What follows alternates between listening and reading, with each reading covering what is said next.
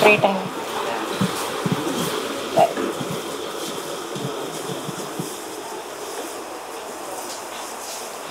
కారంచెడు చుండూరు దళిత మృతవీరుల సంస్మరణ సభ కరపత్రం చూస్తున్నప్పుడే 30 సంవత్సరాల కారంచేడు చుండూరు అని ఊసా గారు నన్ను అక్కడ సమాధుల దగ్గర తీసుకుపోయి చుండూరు కారంచేడులో అందరినీ కల్పించి అక్కడ 2 రోజులు ఉండి నేను ఆ సువార్తమ్మ ఎక్కడుంటుంది, మరి దళిత మృతవీరులను చూసినాం కానీ సువార్తమ్మని చూడలేదని చెప్తే సువార్తమ్మని పిలిపించి అక్కడ నేను ఆమెను ఇంటర్వ్యూ చేసి అది యూట్యూబ్లో పెట్టడం జరిగింది. తర్వాత దాన్ని ఇంగ్లీష్లో ట్రాన్స్లేట్ చేయడం అవన్నీ నిన్నటి నుంచి గుర్తుకొస్తున్నాయి ఈ సభకి వద్దాం అనుకునేసరికి. తర్వాత ఫోటోలో మెమరీస్ కూడా వస్తున్నాయి. అక్కడికి అంటే ఒక ఎమోషనల్ మూమెంట్ మనందరికీ కూడా. నా 10-15 ఏళ్ళ సావాసం ఊసా గారితో, ఇతర కేఎన్పిఎస్ తోటి ఆల్మోస్ట్ డికేడ్ అయిపోయింది. ఇతర కత్తి పద్మారావు గారితో అటు ఆంధ్రకు పోయినా ఎప్పుడైనా సరే కారంచేడు చుండూరు ఆ ప్రాసెస్ అంతా కూడా ఎంతోమంది ఉద్యమకారులని తయారు చేసింది.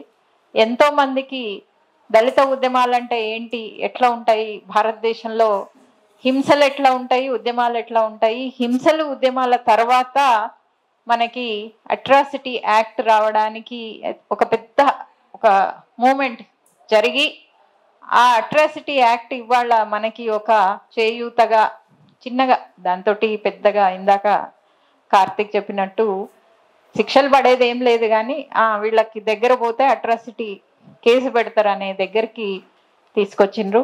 అవన్నీ గుర్తుకొస్తూ ప్రతి సంవత్సరం ఇక్కడికి వచ్చినప్పుడు ఏమన్నా తగ్గాయా, అట్రాసిటీలు దళితుల మీద ఏమన్నా తగ్గినాయా అని చూడడం అలవాటు.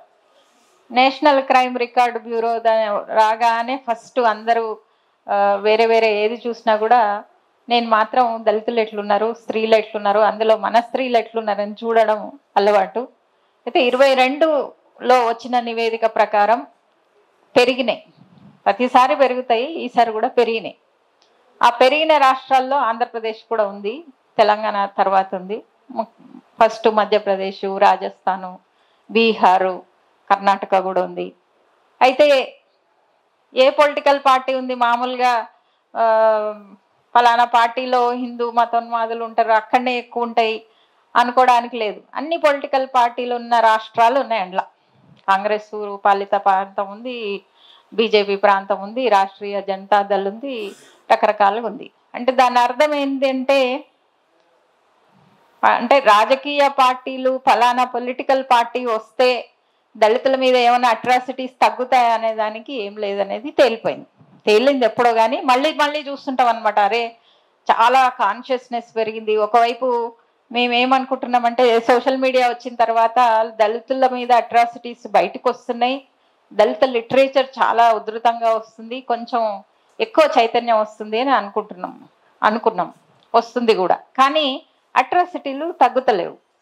మరి ఈ చైతన్యంని అట్రాసిటీలు తగ్గకపోతే దాన్ని ఎట్లా అర్థం చేసుకోవాలనేది ప్రశ్న ఇప్పుడు మన ముందు ఉన్నది. ఎలాంటి చైతన్యం ఉంది, ఎట్లాంటి చైతన్యం తీసుకొని వస్తున్నాం.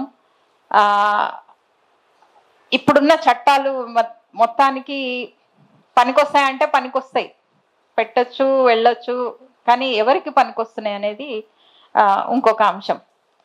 సో మళ్ళీ మొన్న ఎలక్షన్స్ అప్పుడు ఏ పొలిటికల్ పార్టీకి కుల నిర్మూలన అజెండా ఉందని మళ్ళీ ఒక అధ్యయనం, టీచర్లం కదా అప్పుడప్పుడు చేస్తుంటే, ఏ పొలిటికల్ పార్టీకి కూడా ఇంతవరకు కాస్ట్ యానిహిలేషన్ ఆఫ్ కాస్ట్ అనేది అజెండాలో లేదు. అంటే దళితులకి సబ్సిడీలు ఇస్తాం, ఎస్సీ కార్పొరేషన్లు ఇస్తాం, రెడ్డి కార్పొరేషన్లు ఇస్తాం, బాపన కార్పొరేషన్లు ఇస్తాం, లోన్లు ఇస్తాం తప్పితే ఈ యానిహిలేషన్ ఆఫ్ కాస్ట్ పాపం అంబేద్కర్ కొవ్వొత్తిలాగా కరిగిపోయి ఆయన జీవితాన్ని పెట్టి ఎంప్లాయ్మెంట్లో రిజర్వేషన్లు, ఎన్నికల్లో రిజర్వేషన్లు, తర్వాత చట్టసభల్లో ఉండాలి అని ఎంత చెప్పినా కూడా చట్టసభల్లో ఉన్న వాళ్ళు నోరెత్తలేదన్న విషయం మనకు తెలుసు. దానికి కారణాలు ఇప్పుడు అనవసరం. ఇప్పుడు మన ముందు ఇవాళ నేను అంటే చాలాసార్లు దళిత అట్రాసిటీల మధ్యలో పోవడం, కేసులు పెట్టించుకోవడం, మళ్ళీ రావడం, మళ్ళీ ఆ కేసు పెట్టిన ఆయన బాగానే ఉంటాడు, ఒత్తిడి తీసుకొచ్చి మీరు విత్డ్రా చేసుకోండి అని పాపం చాలా వరకు విత్డ్రా అవుతా కానీ మనం మాత్రం తిరుగుతూనే ఉంటాం అన్నమాట. అయితే మొన్న ఆగస్టులో మధ్యప్రదేశ్లో ఒక యువతి అట్రాసిటీ సెక్షువల్ హెరాస్మెంట్ కింద పెడితే ఆమె తమ్ముడిని చంపేశారు. వాళ్ళ మామని విత్డ్రా చేసుకోండి అంటే వాళ్ళ మామని చంపేసిండు.